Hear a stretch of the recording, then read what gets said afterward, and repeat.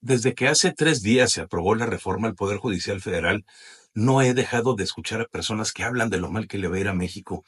Y quiero decirles que concuerdo con ellos. Las perspectivas que se ven venir al país no son buenas, pero no lo son desde hace 5 años, que el señor que vive en el palacio desdeñó a los empresarios y quiso someterlos a sus caprichos, como si todos tuvieran la obligación de rendirle culto sin reconocer que la obligación la tiene él de mejorar el nivel de vida de los mexicanos. Pero también les quiero decir a todos que no se rindan. La vida es un largo camino que está lleno de subidas y bajadas, pero es justamente en este momento que necesitamos aferrarnos a nuestra determinación. Cada desafío es una oportunidad para crecer y aprender. Los recientes sucesos en el Senado nos han enseñado que hay muchísimos mexicanos que piensan como nosotros y que tampoco están contentos. Tal vez hoy nos sintamos cansados, perdidos o desanimados, pero quiero que sepan que no están solos. Somos muchos los que estamos buscando lo mismo. Y no me refiero ni a Eduardo Verástegui ni a Costa Naranjo. Junto con ellos y aparte de ellos, hay millones de mexicanos que están esperando un líder que los una, porque desgraciadamente México es muy grande y los que conformamos la resistencia estamos por todo el país, divididos en pequeños grupos que actuando de manera independiente hemos hecho tambalear a un gobierno lleno de arrogantes inútiles que no saben de crear dinero y empleo, pero sí saben muy bien vivir del dinero que otros generan. Y se aprovechan de su elocuencia y del desconocimiento en que tienen sumido al pueblo mexicano. Cada uno de nosotros tiene un potencial infinito y si permiten que los miedos o las críticas los detengan, estarán consintiendo que ese potencial no se desarrolle nunca. Líderes han existido antes que nosotros, que se han superado en todas las expectativas y han logrado cosas grandes. Benito Juárez, Francisco I. Madero, Emiliano Zapata, Ignacio Zaragoza, todos ellos se dieron a su momento y todos aprovecharon su potencial. Gerardo Fernández Noroña, que ahora es el presidente del Senado, ya dijo que sin importar lo que hagamos no va a modificar su agenda ni va a cambiar sus decisiones. Eso lo dice porque es alguien a quien ni en su casa quieren y que nunca ha sabido lo difícil que es trabajar para que te quiten la mitad de lo generado en impuestos. Él vive de los impuestos y muchas veces ha dicho que no los pagará porque es un abuso. Ni siquiera entiende aquello de lo que vive, de lo que vive. He escuchado también a muchos que dicen que debemos callarnos y llevar la fiesta en paz con el gobierno de Claudia Sheinbaum. No hay nada más falso. La tiranía y la opresión no se detendrán ante nada y la sumisión que mostremos es la energía con la que nos van a atacar. Si se quieren quedar callados ahorita porque tienen miedo de lo que puede hacer el tiránico gobierno que se asoma en el país, imagínense el temor que tendrán después cuando se den cuenta que no decimos nada y que estamos expectantes a ver cuáles son sus caprichos para cumplirles por miedo. Desde hace más de 50 años que en México no vivíamos con miedo. Un miedo como aquel al que se sometió a la población joven de la década de los 60 o en la década de los 70. Y aún así, los mexicanos en conjunto parece que quieren regresar a la época de la represión. Somos como la esposa golpeada que sale a defender al marido cuando lo arresta la policía. Así es que les digo, no se rindan. La vida es un regalo precioso y merece la pena vivirla al máximo, pero merecemos vivirla bien y disfrutar en ella el fruto de nuestros esfuerzos. Muchos dicen que confiemos en Dios y que nos sometamos a sus designios, pero Jesús fue muy claro cuando dijo que demos a Dios lo que es de Dios y al César lo que es del César. Si nosotros no actuamos, nadie lo hará por nosotros. La situación actual del país nos demanda actuar. Podrá ser que hoy vivamos cómodos, pero la inflación está acabando con nuestro poder adquisitivo. La depreciación de la moneda hace imposible importar alimentos que no somos capaces de producir y que necesitamos. La desigualdad entre las clases sociales está incrementando y tenemos que reconocer que nuestro país tiene una dependencia económica con los Estados Unidos. Pero si no la queremos, tenemos que crear nuevos mercados para nuestros productos y no solamente romper relaciones con el país con quien más comerciamos. La incertidumbre política está ocupando lugar en las conversaciones de México. La señora que quedará en lugar del viejito no es otra cosa más que un cero a la izquierda que no ha sabido sacudirse la influencia del anciano y eso no augura nada bueno para nosotros.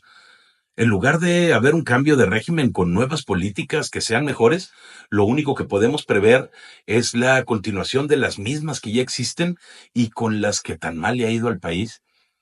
Si eres de los que no hacen nada pero reciben un apoyo gubernamental, tienes que reflexionar de dónde sale ese dinero y comprender que el gobierno no hace nada gratis. La misma inflación a la que estamos sometidos es consecuencia del excesivo gasto gubernamental. México es un país que requiere un giro de 180 grados para fomentar la inversión y generar empleos en el país, pero también todos y cada uno de los ciudadanos deben de tener una certeza jurídica de que podrán disfrutar de los logros de su trabajo. Quieren hablar de desigualdad, la lucha para terminar con ella es la educación. La desigualdad se da cuando las personas no están educadas y no porque tengan mucho o poco dinero. Eso es mentira. Sin embargo, los políticos hablan de regalar lo que no es de ellos sin tocar o implementar nuevas políticas públicas que combatan la pobreza o que mejoren la educación del país. En el ámbito político necesitamos fortalecer las instituciones democráticas y dar todo de nosotros, incluso nuestra voluntad política, para que éstas funcionen de manera independiente y autónoma. No pueden depender de las decisiones de una sola persona. Es necesario promover el diálogo y el consenso, pero de manera educada y sin meter ideologías que nada proveen para nosotros. Se requiere combatir la violencia porque la seguridad de los mexicanos es la primera obligación del Estado y hasta el momento no se ha cumplido con ella. Cada uno de nosotros puede contribuir desde su propio ámbito a través de la participación ciudadana como voluntario o simplemente denunciando los actos de corrupción, pero no podemos permanecer impasibles ante lo que está sucediendo. Decir, esto ya no va a empeorar, solamente hará que empeore más. Como les he dicho antes, México no va a llegar a ser el país que nosotros hubiéramos querido en nuestro tiempo de vida. Pudimos haber hecho más, pudimos haber logrado más, pero estábamos tan a gusto regocijándonos en lo poco que habíamos conseguido que permitimos que un pequeño grupo de políticos corruptos hicieran con nuestro país lo que quisieran. Y lo que quisieron definitivamente no nos gusta, porque es un mugrero. Pensemos hoy en el México que queremos y eduquemos a nuestros hijos, nuestros sobrinos, a los hijos de nuestros empleados, para que siempre tengan esa curiosidad científica por el mundo y que siempre deseen más, para que sean ellos los que puedan disfrutar de un buen país. Hoy nuestra lucha es no caer en el intento y no callarnos ante las injusticias que este régimen de tiranía promueve. Si nos callamos, estamos perdidos. ¿Están listos ustedes para hacer historia? En cada guerra alguien pierde la primera batalla, pero son ellos los que generalmente ganan la guerra porque aprendieron de esos errores. No importa qué tan lento vayamos, siempre y cuando no nos detengamos. Y hoy no es el día para detenernos. México nos necesita y septiembre es el mes de la patria. Es cierto que no hay mucho que festejar últimamente, pero nosotros seremos en el futuro la razón por la que los mexicanos celebrarán un país libre, entero, exitoso y generoso. Nuestras acciones hoy serán el festejo de mañana, porque ese será el legado que dejaremos a las futuras generaciones.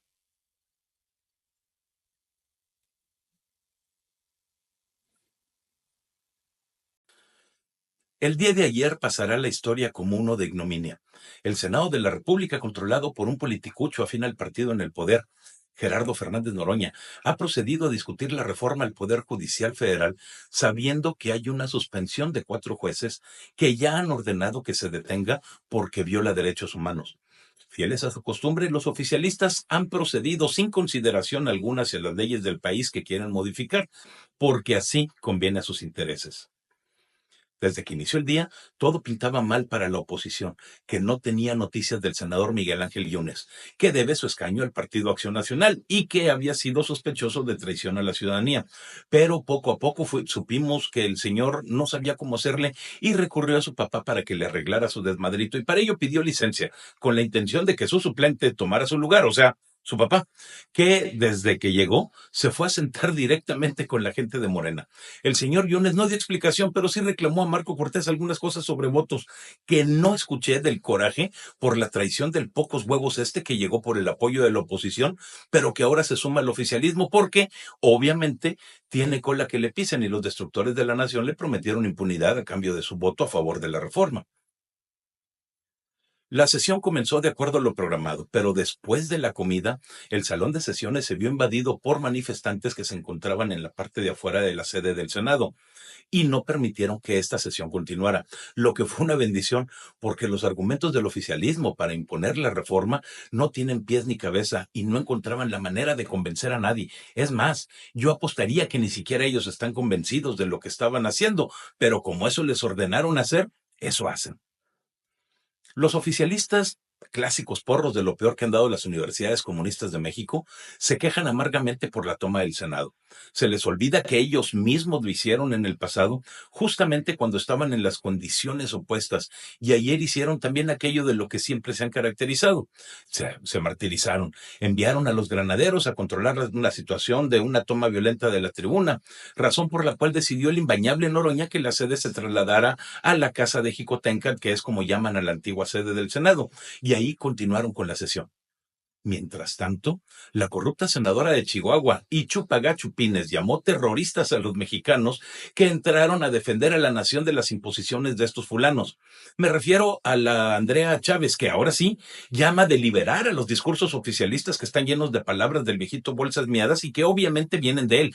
Incluso, de manera sistemática, muchos chayoteros pagados con nuestros impuestos han comenzado a llamar terroristas a los opositores en redes sociales. Si de algo estoy convencido es que el manejo de las redes debe de estarles costando muchísimo, porque, por desgracia, es dinero que se está pagando de nuestros impuestos.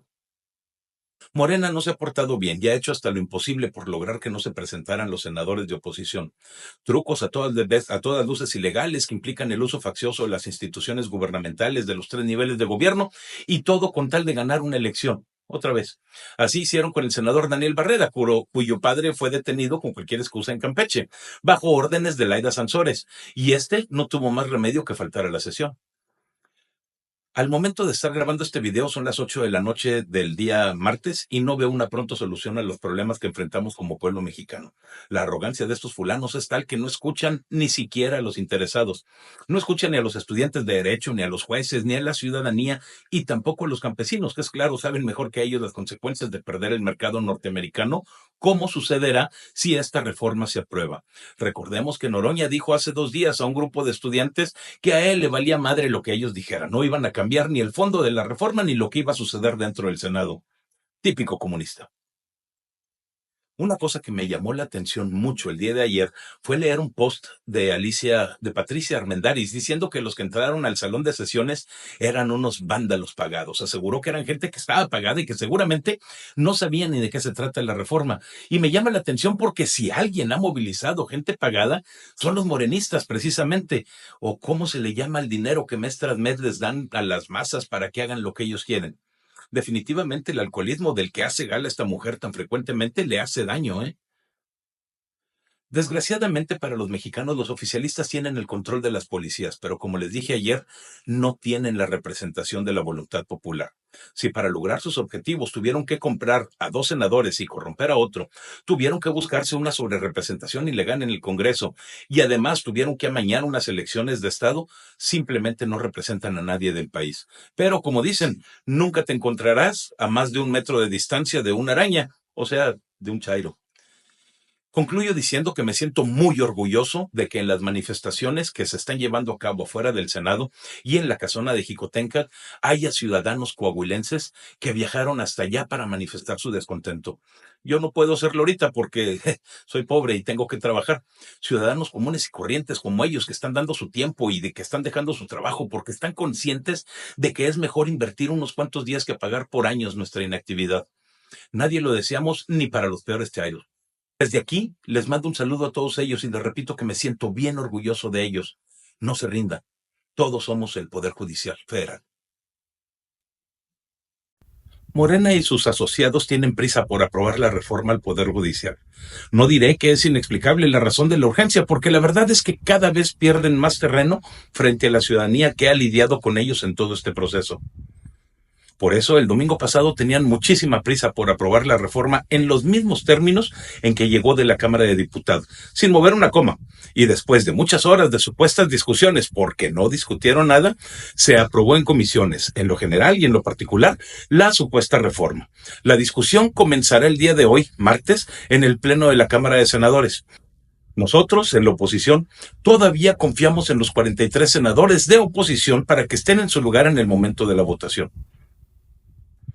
A diferencia de lo que piensan los chairos, la oposición no son solamente los 43 senadores que están bajo un constante escrutinio de nosotros los ciudadanos. Somos también los ciudadanos que no estamos de acuerdo con su gobierno. Somos también los grupos y asociaciones que lo criticamos. Somos también los que salimos a marchar, ya seamos estudiantes, empleados, patrones o trabajadores de gobierno. La oposición somos un montonal de personas que no estamos todo el día frente a una pantalla para ser eleccionados. La oposición somos todos aquellos que salimos diariamente a trabajar y pagamos nuestros impuestos para mantener los caprichos de un viejo necio y no tenemos tiempo que perder tratando de convencer a otros de que están equivocados y de que están perdiendo el país. Nosotros en la oposición tenemos un trabajo, una empresa, un negocio, y de ahí sale el dinero que el presidente tan alegremente reparte entre aquellos a quienes la presirvienta les dice que no es necesario trabajar para vivir bien.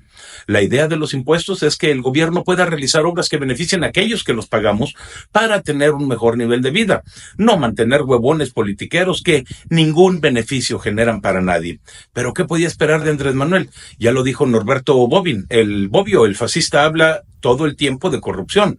Lo hizo en Italia en 1922, en Alemania en 1933 y en Brasil en el 64. Acusa, insulta como si fuera él puro y honesto, pero el fascista es solo un criminal, un sociópata que persigue una carrera política. En el poder no vacila en torturar, violar, robar tus pertenencias, tu libertad, tus derechos. Más que corrupción, el fascista practica la maldad. Y Andrés Manuel es un fascista, no importa lo que tú malentiendas por eso. Ayer mismo se hizo público un pronunciamiento de los jóvenes y estudiantes del Movimiento de Apoyo al Poder Judicial Federal que sostuvieron una reunión con el senador Noroña porque había la promesa de tener un intercambio de ideas que pudiera enriquecer el debate sobre la iniciativa de reforma. Acusan los jóvenes que antes que un diálogo lo que tuvieron fue un regaño por parte del presidente de la Cámara de Senadores que repitió lo que nos dicen a nosotros todos los días, que nuestras propuestas no tendrán ningún impacto ni en la reforma ni en la Cámara de Senadores.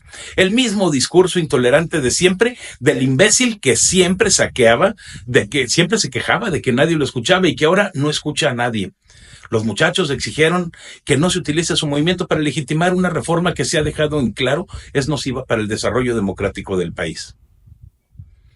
Otra senadora de Morena que se metió al ruedo en el cual nadie le habló, acusa a la presidenta de la Suprema Corte, Norma Piña, de llamar a un diálogo cuando en Morena, afirma la tal Julieta Ramírez, ha tenido abierta la discusión sobre la mesa. Le recuerdo a esta mentirosa que durante los diálogos ciudadanos no permitieron hablar a la oposición ni a quien hablara en contra de lo que proponía.